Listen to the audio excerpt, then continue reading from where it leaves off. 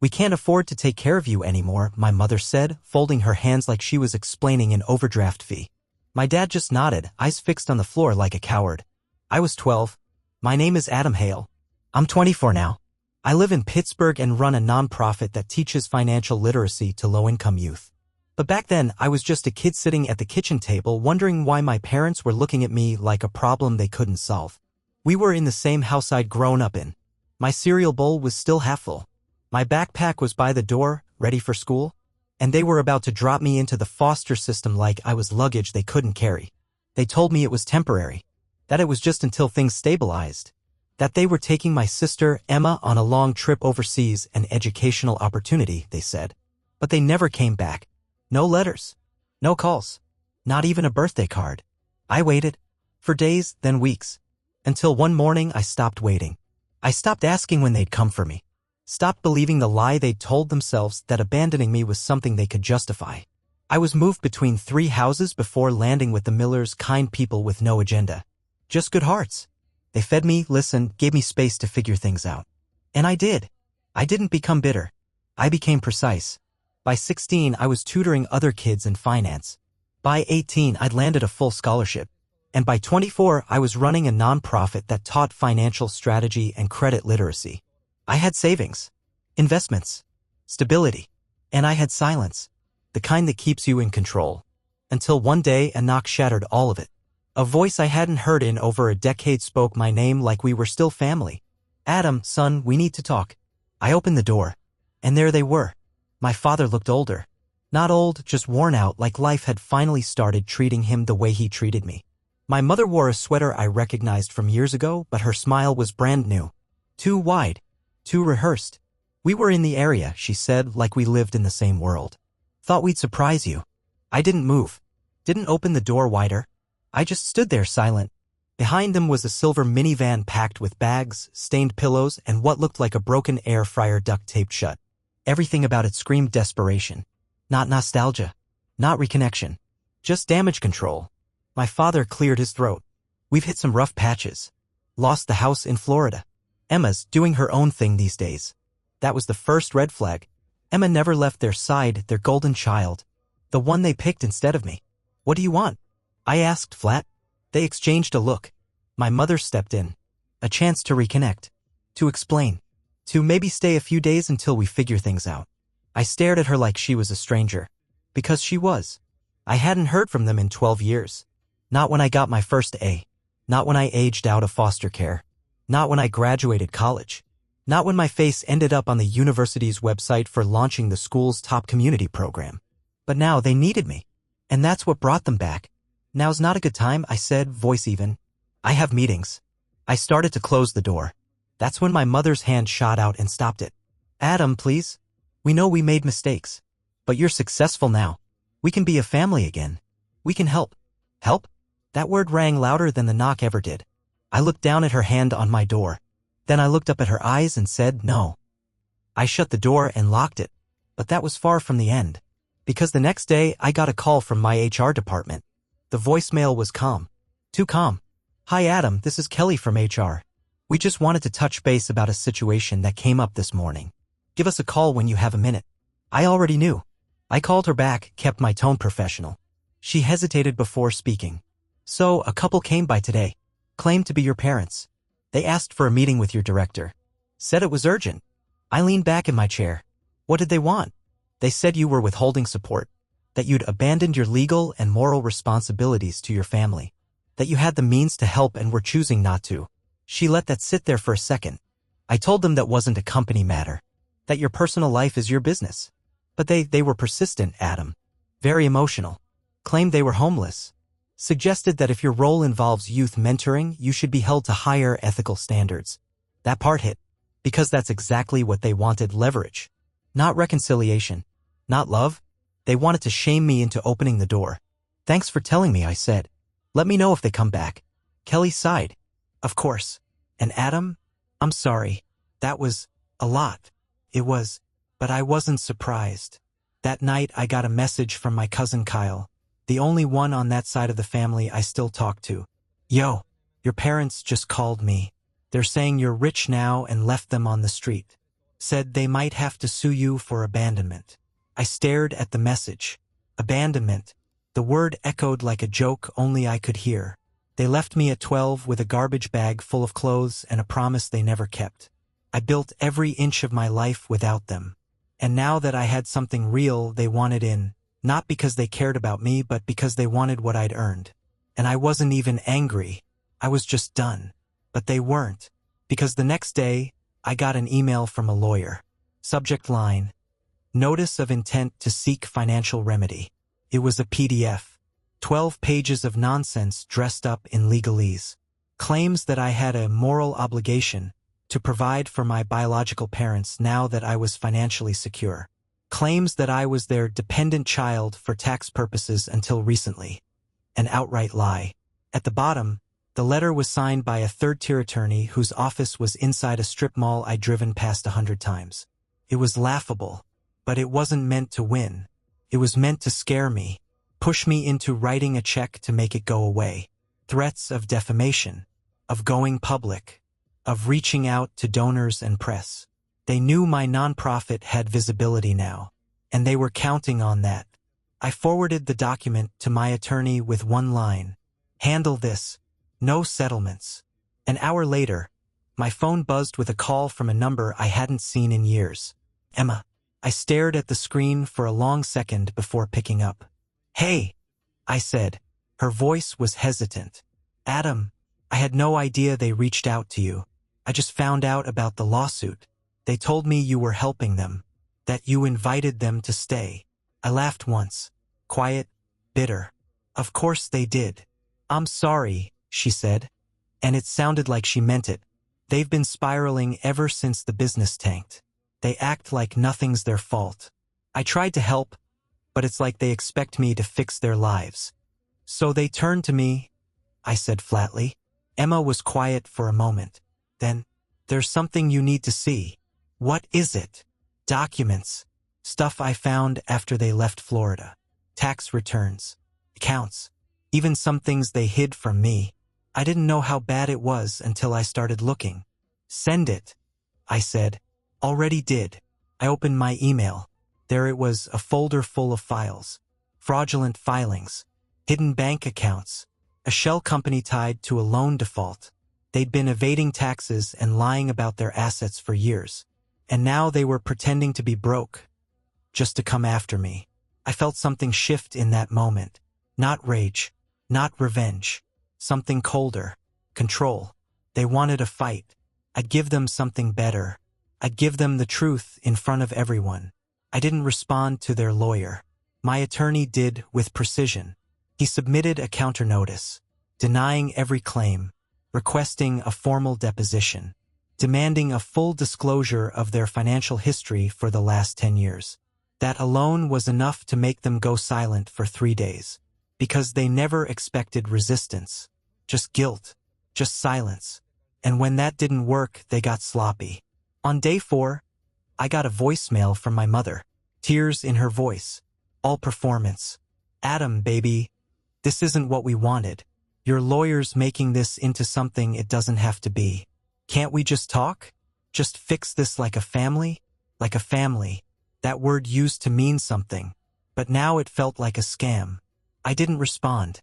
I sent the voicemail to my lawyer and forwarded Emma's folder of documents. She'd included everything, including evidence of a fake nonprofit they'd created 2 years ago to funnel travel expenses through a charitable tax shelter. They'd been playing the system. Now they were trying to play me. I knew what I had to do next. Emma and I met at a diner off Route 30. First time we'd seen each other in years. She looked tired, like someone who'd spent most of her life being leaned on. She slid a flash drive across the table. This has the statements, the paper trail, and 2 video files. What's on them? I asked. Her face tightened. Conversations they didn't know I was recording. I paused. You sure you want to burn it down? She looked me straight in the eye. They burned it first. I took the drive. When I got home, I watched the videos. Both were filmed in their Florida house. In one, my father laughed about ditching dead weight. In the other, my mother said I'd probably end up in jail or worse, that she was glad they'd cut the cord early. I leaned back in my chair. It was all right there. They hadn't just abandoned me. They'd erased me. Now I was going to return the favor, legally, publicly, and permanently. I didn't post the videos, didn't leak the tax files, didn't even go to the press. That's not how this works. I simply sent a certified package, neatly prepared by my attorney, to the judge handling their complaint. It included a statement of defense, evidence of my emancipation at 16, financials proving I owed them nothing, and a motion to dismiss based on documented fraud. Then I waited. Took 6 days. On the 7th, the lawsuit was dropped. Voluntarily. Without explanation. No apology. No call. Just silence. But they weren't done, not by a long shot. That weekend, my nonprofit was tagged in a new social media post. A former family member sharing their heartbreaking story of being rejected by their own son. The post was written by my mother. She used a soft photo, her in a church pew, clutching an old photo of us. The caption said everything short of "Look what our ungrateful son has become." I didn't respond. I didn't have to, because the comments turned fast. People dug up her background, court records, eviction notices, the failed nonprofit. And then someone, not me, found the shell company and linked it back to the fraudulent tax shelter. That thread went viral. And just like that, the story flipped. From betrayed parents to manipulative grifters. Every lie they told turned in on itself. Every attempt to shame me amplified their own shame. And I never said a word. But that's not what destroyed them. What destroyed them was Emma. I didn't ask Emma to speak up. She did it on her own. 3 days after the viral thread exploded, she posted a video, nothing flashy. Just her, sitting on a couch, no makeup, tired eyes. She introduced herself, said she was Greg and Laura's daughter, my sister, and that she was done protecting them. Then she told the truth. About the day they left me in foster care so they could take her on a 6-month life sabbatical to Europe. About the fake charity, the fraud, the lies they told to family and friends, how they rewrote the story to make me sound ungrateful, broken, cold. They abandoned my brother, she said, steady voice, eyes locked on the camera. And when he survived without them, when he built a life they couldn't control, they came back not to love him but to feed off what he made. The video hit 500,000 views by the next day. By then, media outlets were already circling. My nonprofit was flooded with support. Donations spiked. Former foster kids started messaging me with their own stories. My phone didn't stop buzzing, but theirs did. Emma sent me screenshots. Family members cutting ties, old friends calling them out, their church removing them from the charity board. And still, I didn't speak.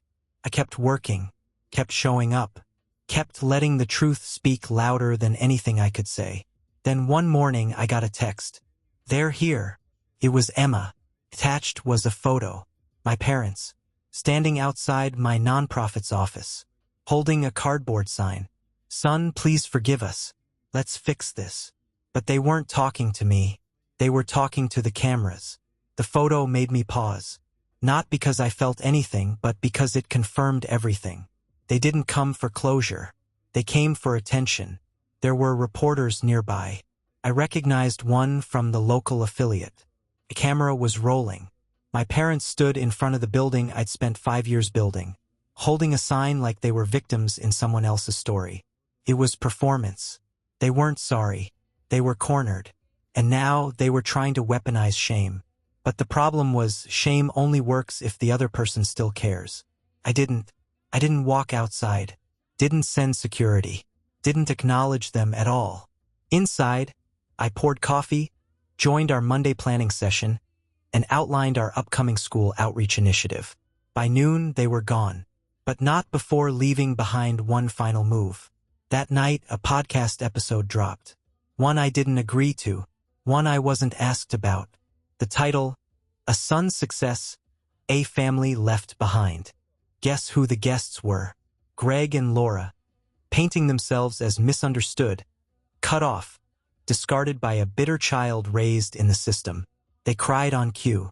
told stories warped into unrecognizable versions of the truth, claimed they were just trying to rebuild a bridge, that I was punishing them for being imperfect parents.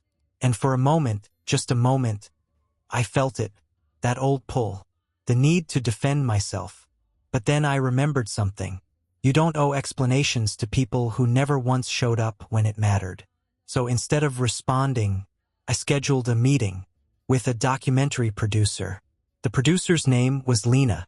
She'd done a segment a year earlier on foster youth aging out of the system. She reached out after Emma's video.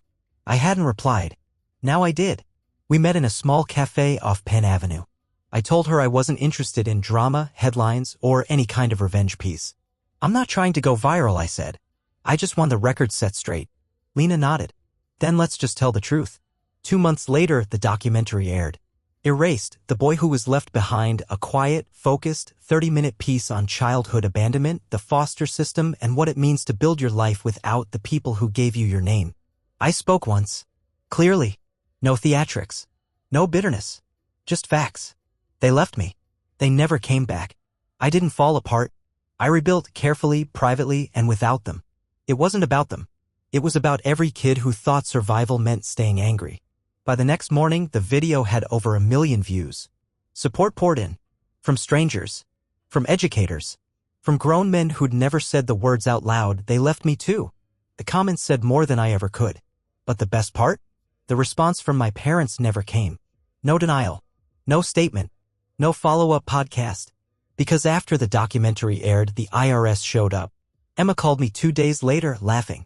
You're not going to believe who just got audited. It wasn't just an audit. It was a full investigation, one Emma unknowingly triggered when she sent me those tax documents. The moment my legal team filed them as evidence in response to the lawsuit, they became part of the public record. And someone, probably more than one someone, flagged it. The shell nonprofit. The offshore transfers. The false deductions. The fake disability claim my mother filed the year she couldn't work. The IRS doesn't move fast. But when they do move, it's with quiet, surgical precision. Emma kept me updated. Agents came to their apartment today, she texted. They took the laptop. Dad lost it. Neighbors were filming from the hallway. I didn't share the messages. Didn't forward the photos. But I saved them. It was never about humiliating them. It was about accountability. They thought they could lie their way into my life. Then sue their way into my bank account. Then cry their way back into public sympathy. But at every step, they underestimated the one thing they never gave me credit for. I don't react. I calculate. A week later, their podcast episode was pulled down pending verification of statements. 2 sponsorships dropped them. And a small news blog posted a brutal side-by-side timeline, my documentary versus their claims. It didn't look good. I didn't celebrate. I simply opened a bottle of wine on my balcony, watched the city lights, and let it be quiet. The next morning, I got an email from the publishing agent for Resilience magazine. Subject line, your story belongs on our cover. I stared at the email for a long time. Resilience magazine wasn't some throwaway blog. It was national. Respected. The kind of feature that could change everything, boost our nonprofit, open doors, bring funding we'd only dreamed about. But I didn't want a sob story. I didn't want to be the abandoned kid turned hero. I replied with one line. Only if we keep the focus on the work, not the wound. The editor responded the same day. Agreed. We'll lead with your nonprofit. The rest is context. 2 weeks later, the photo shoot happened in our training center, surrounded by students we were helping every week. Real people. Real work. The article dropped the following month. The boy they left behind and the man who never looked back. It was clean. Direct. No fluff. It talked about the financial literacy courses we built, the workshops in low-income schools, the scholarship fund we just launched. It mentioned my parents, briefly, in a single paragraph. And that was intentional. They weren't the headline. I was. Emma read it first. They're going to hate how little space they got, she texted. I smiled. Good. That same day, I got a message from someone I hadn't heard from since I was 13. My old caseworker. Her name was Carla. She said, I kept track of you. We always wondered what happened. You were one of the quiet ones, the ones who don't usually make it out clean. Then she wrote, you made it. And you didn't become them. That one hit harder than anything else. But right as I was replying, another message came in. This one, from my parents' lawyer. They were filing for bankruptcy. The filing was sloppy. Emergency Petition. Chapter 13. Claims of medical hardship, financial mismanagement, and of course, emotional stress caused by family estrangement. They listed 0 assets, which was a lie. Emma had proof they still owned a rental property in Fort Myers, one they forgot to mention. But bankruptcy wasn't about solvency. It was strategy. A way to stall the IRS. A way to avoid further investigation. A way to paint themselves, again, as victims. But here's the thing about bankruptcy courts, they require documentation. And the moment you lie under oath, it stops being financial. It becomes criminal. I didn't report them. The IRS did. Apparently, they'd already been under review for over a year, ever since their fake nonprofit's tax status was flagged by an internal audit. Now, the bankruptcy filing triggered a new round of scrutiny. Asset tracing. Income verification. Witness interviews. They weren't just being audited anymore. They were being investigated for fraud. Emma called me that night. "They're panicking," she said. "Mom tried calling me 3 times. Dad's been leaving voicemails about family unity and mutual protection. You answer any of them?" I asked. "No," she said. "I blocked their numbers." I nodded even though she couldn't see me. "Proud of you," I said. Then she asked me something I didn't expect. "Do you ever feel guilty?" I thought about it. About the nights I used to stare at the ceiling wondering why I wasn't good enough. About the birthdays they missed. The silence. The years. "No," I said. "I feel free." But even then, I didn't know the final blow was still coming. Because next week, I was closing on my first house. And they weren't invited. It wasn't a mansion. No columns, no gate, no infinity pool. Just a 2-story brick with clean lines, hardwood floors, and a big oak out front that reminded me of the one I used to sit under as a kid with a library book and no one waiting for me at home. But it was mine. Paid in full. No mortgage. No cosigner. No help. The real estate agent slid the keys across the closing table, smiled, and said, "Welcome home." That night, I invited the Millers, my foster family, over for dinner. Emma came too. We sat in the backyard, passed plates, laughed about nothing. The kind of ordinary moment that used to feel out of reach. They brought a gift, an old photograph framed in wood. It was me at 13, standing in front of my first science fair project, nervous smile, messy hair. The caption underneath read, "You were never forgotten." I swallowed hard, nodded once, and said thank you. That same night, my phone buzzed. Private number. Voicemail only. My mother's voice. "Adam, we heard about the house. We're happy for you. We just wish we could be part of it." She paused, then added, "You'll always be our son." I deleted the message. Because no, I won't. Being a parent means staying when it's hard, not showing up when it's easy. They left. Now I had a family that stayed. And I had one last move to make, not out of anger. Not to punish. Just to finish this the way it always should have ended. With the truth on record, their name off mine, and a life they'd never touch again. It was a quiet courthouse on a Tuesday. No crowds, no cameras. Just a form, a filing fee, and a judge who'd seen too many cases like mine to even ask why. I changed my name. Not for show. Not to disappear. But to reclaim what was mine. My middle name, the one they gave me, gone. In its place, I used the surname of the Millers. The only people who ever opened their door without asking for anything in return. When the judge stamped the order, it didn't feel dramatic. It felt clean. The final thread cut. That afternoon, I went to the nonprofit office. My assistant greeted me with a grin. Mail stacked up, including a check from the foundation we pitched last month. I opened it. 6 figures.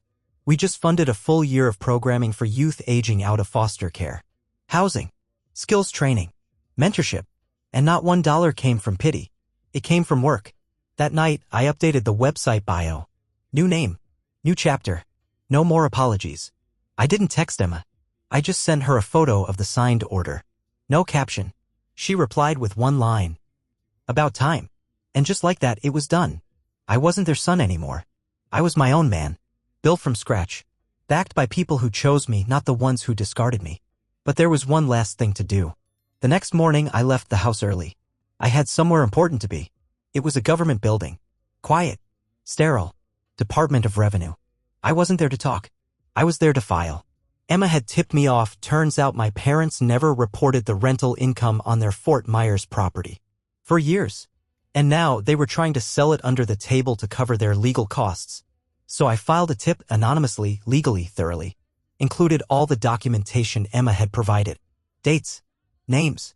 Signatures. Leases. 10 minutes later, I walked out into the sun. I didn't need to know what happened next. I already knew. Because 3 weeks later, I got a letter forwarded from our nonprofit's P.O. box. No return address. Just one line on a torn envelope. Please, we lost everything. I didn't open it. Didn't reply. Because they only remembered me when everything else failed. They erased me when I was a boy. And I erased them quietly when I became a man. No screaming. No courtroom showdown. Just a signature. A house. A name. A life. Mine. That weekend, I hosted a small dinner at home. The Millers.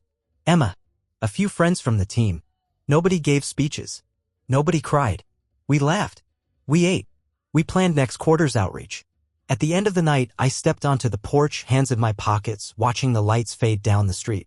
And for the first time in 12 years, I felt something I never expected to find again. Not justice. Not revenge. Peace.